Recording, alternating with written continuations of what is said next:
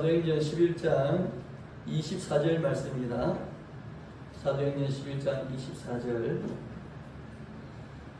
우리 한 구절 말씀이기 때문에 같이 함께 읽겠습니다. 바나바는 착한 사람이요 성령과 믿음이 충만한 사람이라. 이에 큰 무리가 주께 더하여 지더라.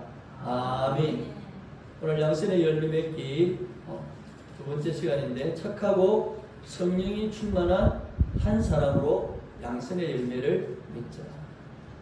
착하고 또 성령이 충만한 그런 한 사람, 믿음의 사람으로 양선의 열매를 맺자. 자, 오늘은 양선의 열매를 대표적으로 드러내고, 또 여러분 성경을 보시면 보통 성경의 인물을 얘기할 때 그 성경의 인물의 업적 또는 그 성경 인물이 표방하고자 하는 하나님의 진리, 그죠? 교회를 향한 교훈, 이런 것들이 쭉 나야 되지 않습니까? 근데 양선의 가장 뚜렷한 모습을 보여주고 있는 이 바나바라는 인물, 이 바나바라는 인물을 성경에 보니까 바나바가 무엇을 했느냐도 있지만 이 바나바의 성향에 대해서 되게 많이 기술을 해놓은 것을 보았습니다. 그래서 오늘은 양선의 열매의 좀 구체적인 모델, 이 바나바를 통해서 바나바가 어떤 양선의 모습을 실제적으로 행했는가 한 4가지 정도 제가 말씀을 좀 줄였습니다.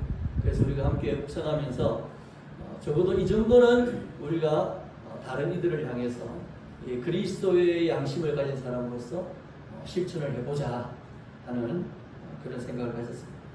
자, 바나바의 이름의 뜻은 위로의 아들이라는 뜻입니다. 위로의 아들, 또는 격려, 위안, 도움, 상담, 이런 뜻을 가지고 있는 헬라어입니다. 위로의 아들, 참 멋있죠? 여러분은 무슨 아들, 딸입니까? 하나님 아들, 딸. 그 위로의 사람, 참 멋있는 말이죠. 목사가 제일 많이 들어야 되는 칭호가 아마 이 칭호인 것 같아요. 우리 목사님이 오면 위로가 됩니다. 목사님의 말씀을 들으면 위로가 됩니다. 목사님이 신방을 보시면 참 위로가 됩니다. 이런 얘기 있잖아요. 이런 얘기가 목사에게는 굉장히 좋은 칭호인 것 같다. 바나바가 그런 칭호를 받았다는 겁니다. 실제 이름도 그랬지만 참 이름대로 살기 어려운데 이름대로 산 사람이죠. 자, 이 바나바는 어디 사람이냐니까 구브로라는 지역에 살았던 레위인입니다. 자세한 그 가족력이라든지 부모가 누구라든지 자녀가 몇 명 이런 얘기가 없어요. 그냥 구브로에 살았던 사람이고 레위인이었다. 제사장 받는 사람이죠, 그죠? 그래서 어릴 때부터 경건의 훈련을 했던 사람으로 그렇게 여겨집니다. 그리고 구브로에서 땅을 가지고 있는 영향력 있는 사람이었다는 거예요. 이 구브로가 어떤 지역이냐면 굉장히 부유한 도시였다는 거예요. 그래서 거기서 이렇게 땅을 소유하고 있다는 거, 그것은 뭡니까? 좀 잘 나가는 사람이죠, 그죠? 영향력이 있는 사람이죠. 그래서 성경은 이 바나바를 향해서 뭐라니까? 착한 사람, 성령이 충만한 사람, 또 믿음이 충만한 사람이었다. 우리가 이런 얘기를 들을 수는 있어요. 하지만 이렇게 살기는 쉽지가 않은 거죠. 목사라는 이름을 들을 수는 있지만 목사로서 산다는 것은 참으로 어려운 일입니다. 그렇지 않습니까? 네. 우리 여러분 집사님, 전도사님 부르지만 집사로, 전도사로 참 살아내기란 쉽지 않은 얘기입니다. 그러나 이 바나바는 감사하게도 그렇게 살아주었습니다. 그래서 오늘 말씀을 통해서 이 바나바의 행적을 짚어가면서 우리가 실제적인 이 양선의 열매를 어떻게 맺어갈까 4가지 정도로 우리가 먼저 확인해 보려고 합니다. 자, 첫 번째 같이 읽읍시다. 교회의 연약한 지체들의 필요에 자신의 것을 내어놓을 줄 아는 사람이었다. 그래서 사도행전 4장 36절로 37절에 보니까 구브로에서 난 레위족 사람이 있으니 이는 뭐라고요? 요셉이야. 사도들이 일컬어 뭐라고 불렀다? 바나바라고 불렀다. 본명은 뭐예요? 유대인 레인으로서의 본명은 요셉입니다. 근데 사도들이 뭐라고 불렀다고요? 바나바라. 위로의 아들. 자, 그가 뭐가 있었다고요? 네, 밭이 있었어요. 땅이 있었어요. 그 밭이 있음에 그것을 팔았고 그 값을 가지고 사도들의 발 앞에 두었다는 겁니다.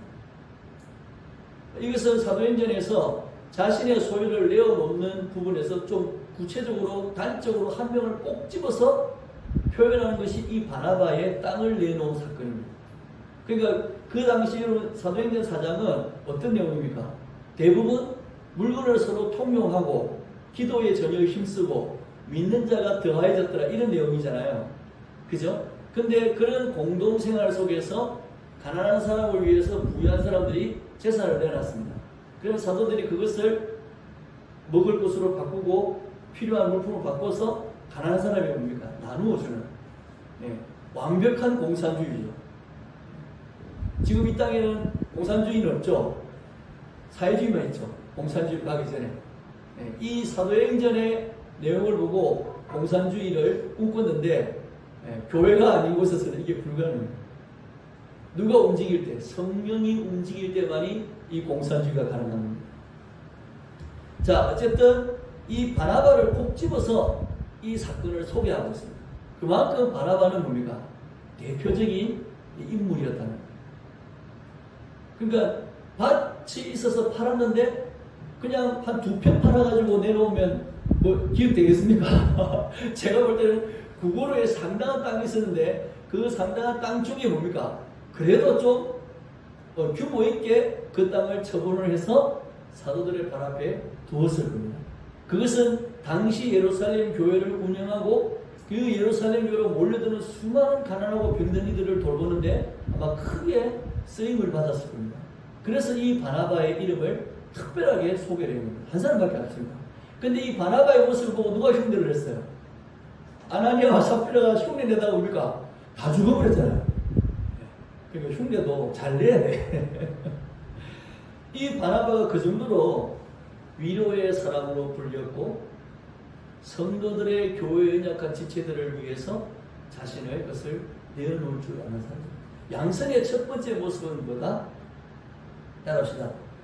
성도의 필요가 보여야 됩니다.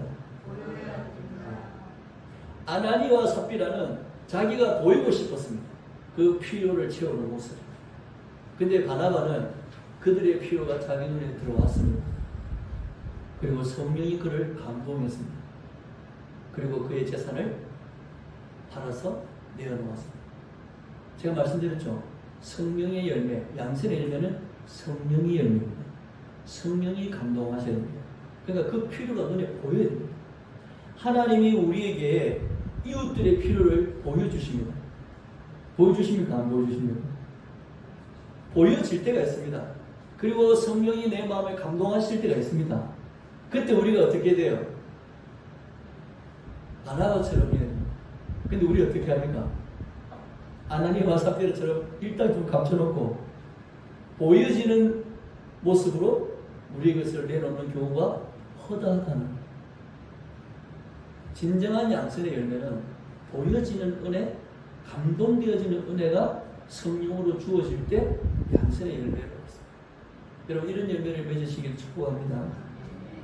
이런 필요가 눈에 보였다면 여러분은 기도하고 행동을 해야 됩니다. 그리고 필요를 채워야 됩니다. 그래서 야고보서 2장 15절로 17절에 뭐라 했습니까? 만일 형제가 자매가 헐벗고 일용할 양식이 없는데 한다는 말이 평안히 가라, 건강해야 된대, 따뜻하게 살아라, 밥 잘 먹고 이래 말만 하고 그의 필요를 채워주지 아니하면 무슨 유익이 있느냐. 이와 같이 행함이 없는 믿음은 그 자체가 죽은 것이다. 이 죽었다는 의미로 우리가 양선의 열매를 적용해 본다면 이 모습은 어떤 모습입니까? 성령이 감동하지 않는 모습이라는 거죠. 성령이 역사하지 않는 성도의 모습이라는 거죠. 성령이 역사하는 성도의 모습은 뭡니까? 형제나 자매가 필요가 있을 때 어떻게 한다고요? 그게 보여지고 그 필요를 채우기 위해서 말로 끝내는 게 아니고 실제 자신의 것을 내어놓을 줄 아는 사람이 된다는 겁니다. 아멘? 여러분, 이런 삶이 여러분에게 있어야 됩니다. 내가 얼마 없어도, 내가 좀 많이 못 가져도 내게 보여지는 성도의 필요, 교회의 필요, 이것을 딱 봤을 때 성령이 감동하게 하시면 어떻게 돼요? 말만 하면 됩니까? 안 됩니까? 안 됩니다. 그래서 제가 그런 얘기를 해서 우리 자녀들에게 사람의 말을 믿으면 안 되고 사람이 무엇을 하는지를 믿어요. 말을 믿지 말고 뭘 믿으라? 행동을 믿으라. 이런 얘기를 제가 가끔씩 했어요. 그래서 제가 우습게 말로 그러죠. 자기 주머니를 털 줄 모르는 인간은 믿으면 안 된다. 그런 얘기를 제가 가끔씩 해요. 제가 웃으면서 하지만 그러나 정말 양선의 열매, 성령으로 맺는 양선의 열매는 성도의 필요가 눈에 보여지고 보여지면 성령이 뭡니까? 감동을 하십니다. 그 다음에 어떻게 된다고요? 아유 주여, 안 됩니다. 지금 좀 참으십시오 주여. 이러고 넘어가면 안 된다는 거예요. 여러분 성령의 사람 되시길 바랍니다. 그래서 제가 그런 얘기를 하죠. 우리가 돈이 없지 가오가 없다. 그런 얘기를 제가 웃으면서 하죠. 근데 어떤 목사님이 이걸 더 멋지게 바꿨더라고요. 우리가 돈이 없지 믿음이 없다. 이렇게. 멋진 말이죠. 그죠? 우리가 돈이 없지 믿음이 없다. 우리는 믿음이 있다. 여러분, 우리는 돈은 없지만 성령이 계십니다. 그래서 그 성령을 믿고 우리에게 보여지는 그 성도의 필요를 여러분 행동으로 채우고 보태고 나누어주고 내어놓을 줄 아는 여러분이 되셨으면 좋겠습니다. 자, 두 번째는 이 바나바가 주를 믿는 자를 변호해 줄 줄 아는 사람이었다는 거예요. 사도행전 9장 26절로 27절에 보니까 여러분 아시는 것처럼 사울이 회심을 하고 예수님을 만나서 복음의 사람이 되었는데 예루살렘 교회 가서 사도들한테 인사를 하려니까 사도들이 안 만나주는 거야. 왜? 겁이 나가지고. 왜? 사울이 어떤 짓을 했는지 알기 때문에. 스데반이 순교를 당할 때 사울이 어떻게 했고 또 온 예루살렘과 다메섹에 이르기까지 사울이 예수 믿는 자를 어떻게 했는지를 다 알기 때문에 사울 만나기를 꺼리는 거예요. 겁냈던 거예요. 근데 바나바가 어떻게 합니까? 27절에 바나바가 뭐하고? 데리고. 바나바가 데리고. 여러분, 고난과 억울함과 학대가 우리 눈에 보일 때가 있습니다. 우리 평소에 살 때는 안 좋은 모습들을 잘 안 보죠. 우리 TV를 통해서 접하지만. 그리고 우리의 삶의 혹, 고난과 억울함과 학대가 보여진다면, 억울함이 보여진다면 우리는 기도하고 실천해야 됩니다. 무엇을? 그를 변호하는 일에 우리가 실천을 해야 된다는 겁니다. 하나님도 이사야서에 말씀하셨습니다. 선행을 배우고 정의를 구하며 학대받는 자를 도와주며 고아를 위하여 신을하며 과부를 위하여 변호하라. 여러분 여기서 나오는 학대받는 자, 고아와 과부는요 사회적인 약자를 말합니다. 자기의 힘으로는 자기의 상황을 개선시킬 수 없는 처지에 놓여있는 사회적 약자를 향해서 뭐하라고요? 변호하라는 거예요. 제가 어제 그 아내가 즐겨 좋아하는 드라마 시리즈로 나온 그 뭐지? 변호사 우영우. 네. 앞으로 읽어도 우영우, 거꾸로 읽어도 우영우. 네. 그 우영우 변호사에 대한 그 드라마가 있더라고요. 제가 보니까 너무 참 잘 만들었다. 이 변호사가 여자 변호사인데 서울대 수석, 로스쿨에서도 수석 졸업한 사람인데 단점이 뭐냐니까 자폐라. 자폐. 근데 생활을 못하는 자폐는 아닌데 그 천재적인 자폐 있잖아요. 그래서 모든 책을 다 외우는 그런 어마어마한 천재들을 자폐하는데 그가 변호사 시험을 통과하고 변호사가 됩니다. 그리고 자기가 자기의 피고인에게 필요한 변호사가 되기를 열망했다는 거예요. 제가 그 판사 앞에서 하는 처음 자기 그 모두 발언을 제가 들어봤는데 그러더라고요. 저는 자폐를 앓고 있습니다.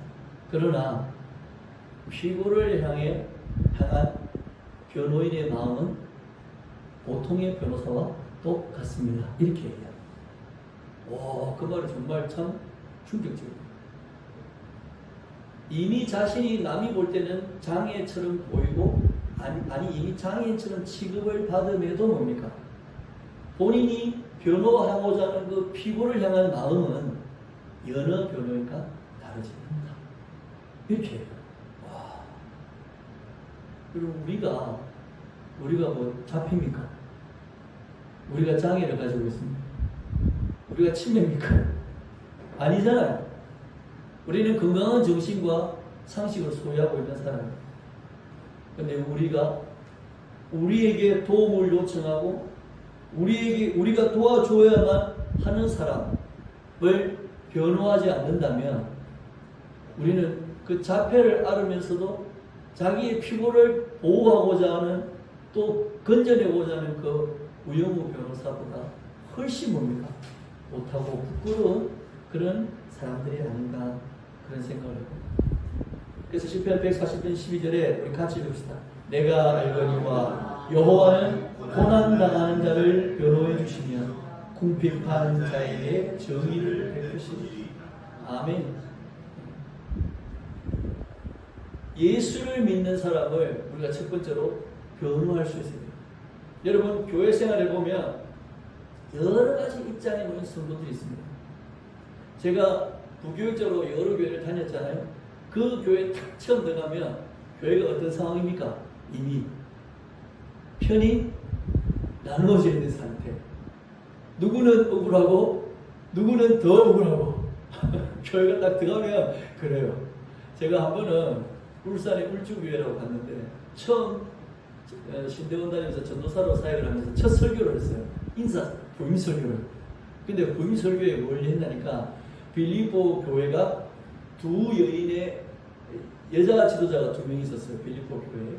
이 두 여인의 지도자들이 서로 분쟁하는 교회였다라는 것을 전체 설교 내용이 아니었고 설교를 쭉 진행하다가 일부 내용을 소개했는데 거기에 앉았던 성도들이 설교가 끝난 다음에 와, 어떻게 우리 교회가 두 여자의 리더십이 싸우는 교회인지 저 전사님 어떻게 알았노?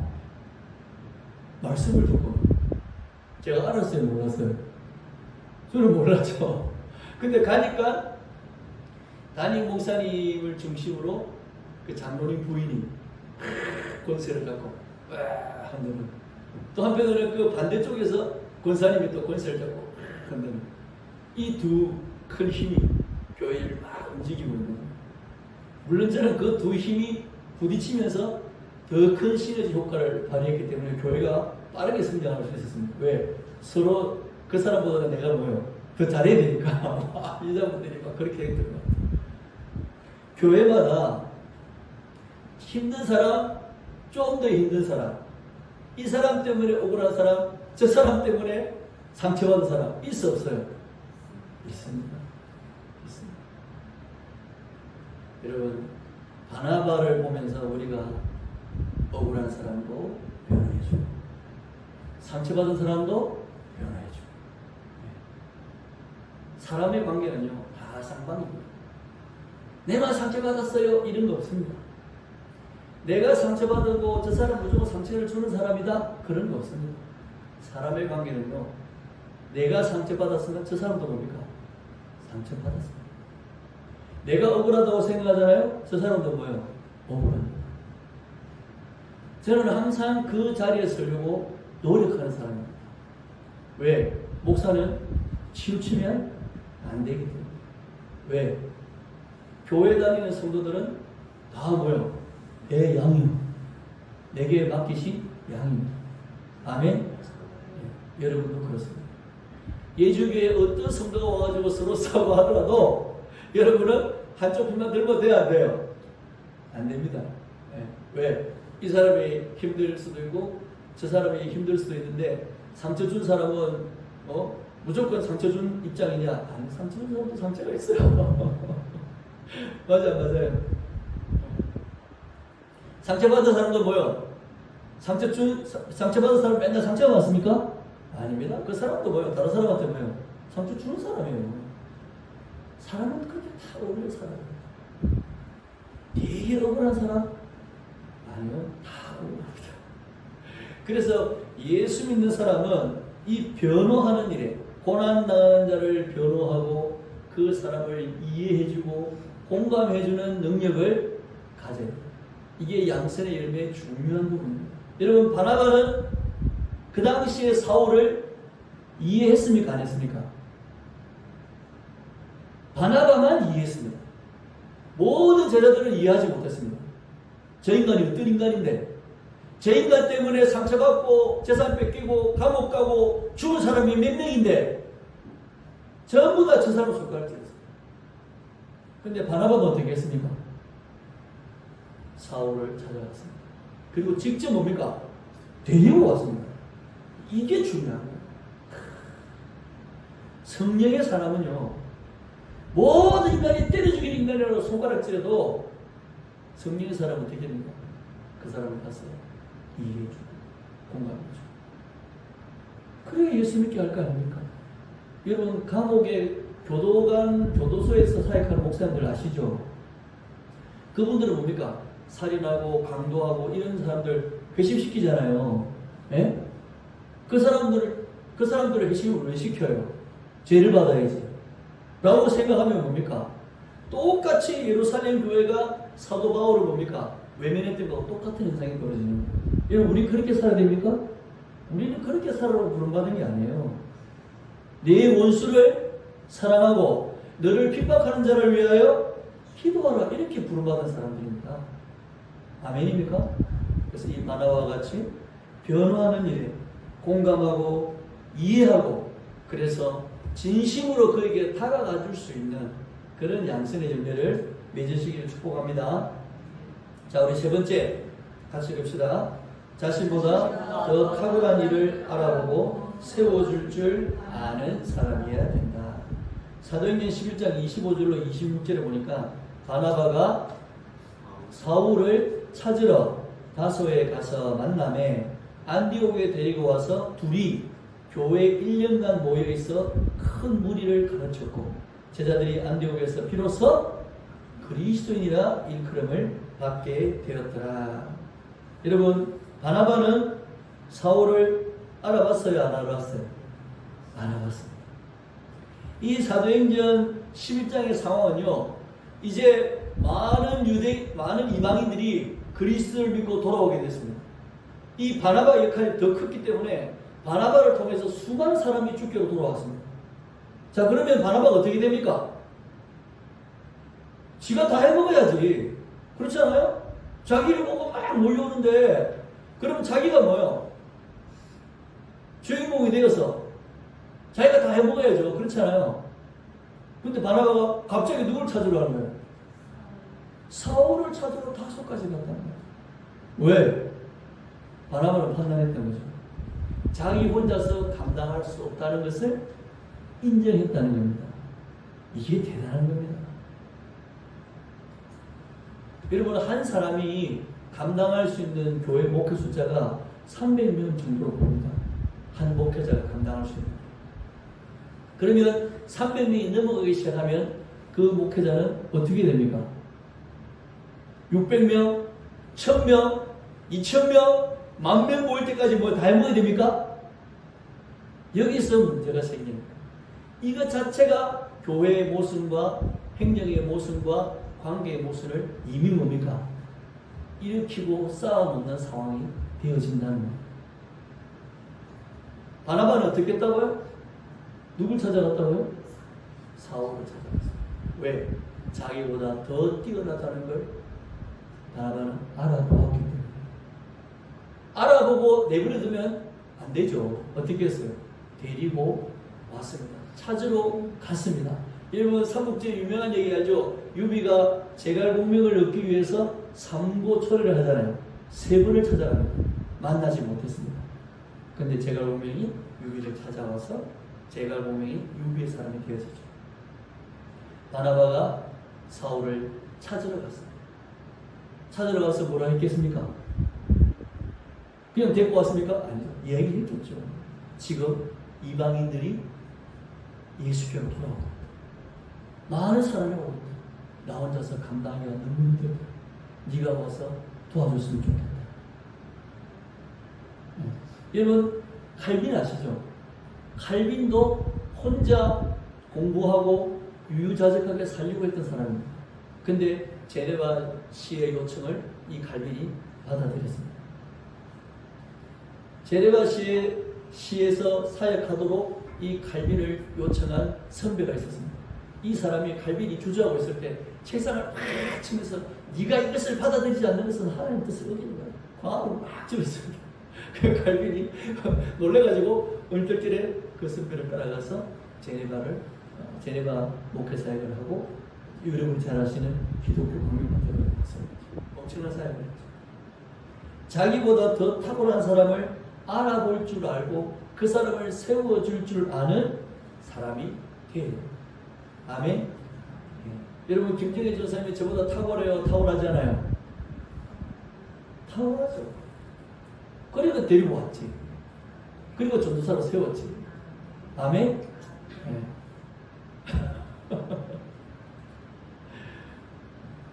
그래서 예수님도 뭡니까? 마태복음 28장 19절 27절 뭐랬습니까? 그러므로 너희는 가서 모든 민족을 뭐로 삼으라고요? 제자로 삼으라. 이 부분 되게 중요한 포인트입니다. 여러분 예수님이 위대해요? 제자들이 위대해요? 예수님 위대하잖아. 근데 예수님이 뭐라 그럽니까? 예수님은 예루살렘에서만 유대에서만 사역하셨습니다. 근데 자기 제자들을 향해서 뭐라 그럽니까? 너희는 모든 민족을 제자로 삼으라고 했습니다. 이게 우리 예수님이 보이셨던 위대한 리더십의 모습입니다.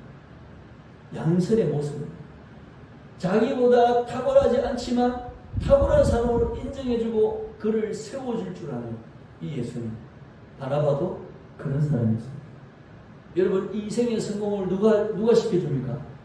내가 합니까? 다른 사람이 시켜줍니까? 우리나라 대한상공회에서 회장을 역임하셨던 분이 인터뷰에 그런 얘기가 있어요. 성공은 남이 해주는 거다 이렇게 얘기해요. 왜? 자기가 하는 것은 일부일 뿐이다. 그러나 자기가 할 때 옆에서 조력해줬던 사람들을 통해서 뭡니까? 자기가 성공하게 되었다 이렇게 얘기합니다.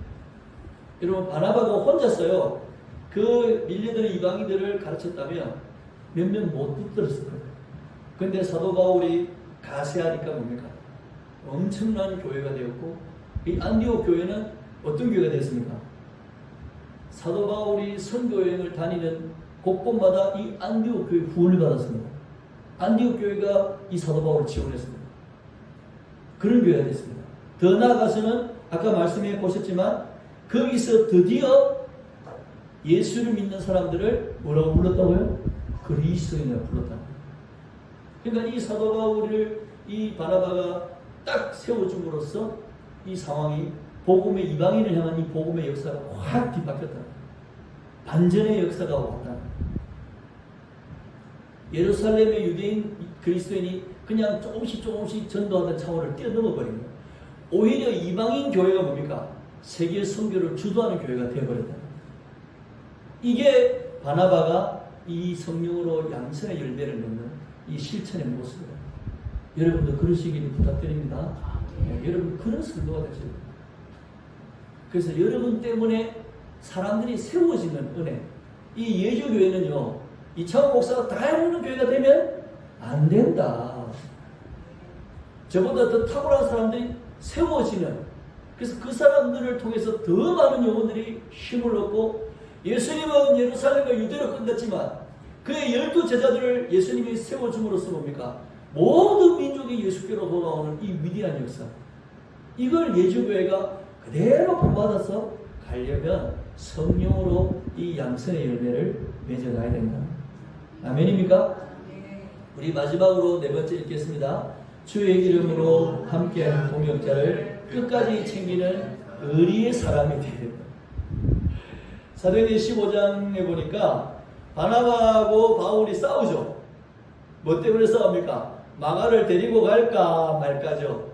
바울은 데리고 가면 안 된다. 바나바는 뭡니까? 데리고 가자. 근데 너무 심히 다투고요. 중요한 건 뭡니까? 바울은 신라와 함께 떠나버렸지만 바나바는 끝까지 뭐요? 마가를 데리고 갑니다.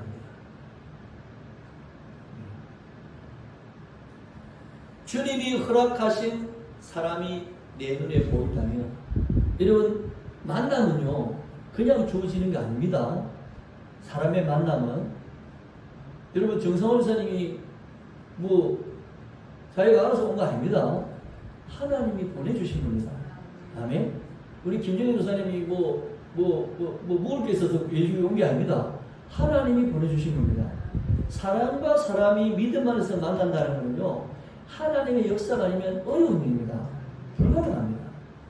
하나님이 우리에게 어떤 영혼을 보여주시고 만나게 하셨다면 기도하고 따라합시다.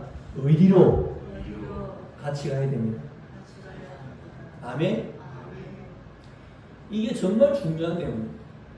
우리가 양성의 열매를 맺자 말만 하지 말고 정말 주님의 이름으로 하나님이 붙여주신 이 동역자는 내게 상처를 줘도 나한테 배신을 때려도 나에게 손해를 끼쳐도 어떻게 하라고요? 끝까지 어떻게 하라고요? 의리로 가라고. 의리로. 아멘. 여러분, 예수님이 어떻게 하셨습니까? 베드로를 어떻게 하셨습니까? 찾아가셨죠? 몇 번이나 물었습니까? 3번이나 물었습니다. 네가 나를 사랑하느냐? 베드로가 심히 근심했습니다. 주야 모든 것을 아시오매 내가 주님을 사랑하는 줄 주님이 아시지 않습니까? 근데 예수님이 뭐라고 했습니까? 내 양을 먹여라. 배신하고 떠나가고 지 길 찾아 가버리고 예수님은 안중에도 없고 그랬던 베드로를 예수님이 굳이 찾아가가지고 한 번, 두 번, 3번 또 다짐받고 거기다가 뭡니까? 내 양을 먹이라고 뭐요? 예수 그리스도의 이 목회권을 뭡니까? 베드로에게 이양을 해주잖아요. 이게 예수님이에요. 예수님은 진정한 의리의 사람입니다. 진짜 의리의 사람입니다. 저도 이 정도까지 가지고 노력을 많이 하지만 참 힘들더라고요.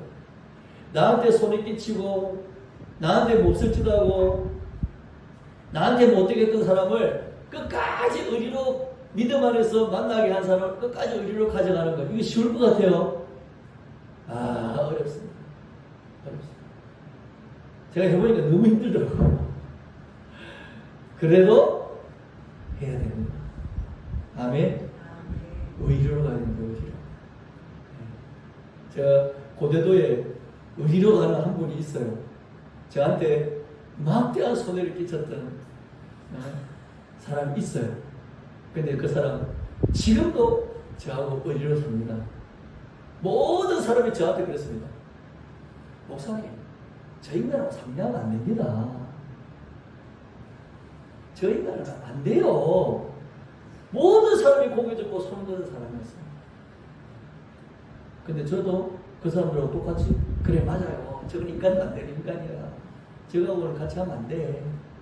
라고 했다면 저는 고대도와 보령시에서 이 믿음의 사역, 이 목사로서의 사역을 아마 못했을 겁니다. 무시당했을 겁니다. 아이고 목사도 똑같은 인간이네. 이랬을 겁니다. 근데 하나님이 제 가슴이 찢어지고 힘들고 고통스러워도 그 사람을 품게 하시더라고요. 그래서 어떻게 된지 압니까? 그 사람 때문에 손해를 봤음에도 불구하고 이 목사가 그 사람을 끼고 도니까 사람들이 다 그러는 거예요. 아이고 목사님 그놈 때문에 욕 많이 보셨다는 얘기 듣고 있습니다. 그래서 제가 어디로 가도 그 동네에서는 저를 목사로 존중해 줍니다. 그래서 제가 고대도 사역을 아주 원활하게 했어요. 다 도와줬습니다. 제가 그 고대도 사역하는 일에 안 도와주는 사람이 없었습니다. 여러분, 배신하고 상처 줘도 하나님이 내게 믿음으로 붙여진 동역자라면 어떻게 된다? 따라합시다. 의리로 같이 가야 된다. 네. 그 사람이 맞죠? 네. 여러분, 이게 하나님 앞에서 우리가 양선의 열매를 맺는 굉장히 중요한 모습. 여러분, 그렇게 사셔야 됩니다. 네. 그래서 우리 사무엘상 12장 22절 읽어봅시다. 여호와께서는 너희를 자기 백성으로 삼으신 것을 기뻐하셨으므로 여호와께서는 그의 크신 이름을 위해서라도 자기 백성을 버리지 아니하실 것이요. 아멘. 보세요. 하나님이 자기 백성으로 우리를 삼으심을 기뻐하셨습니다. 자, 그 다음 뭡니까?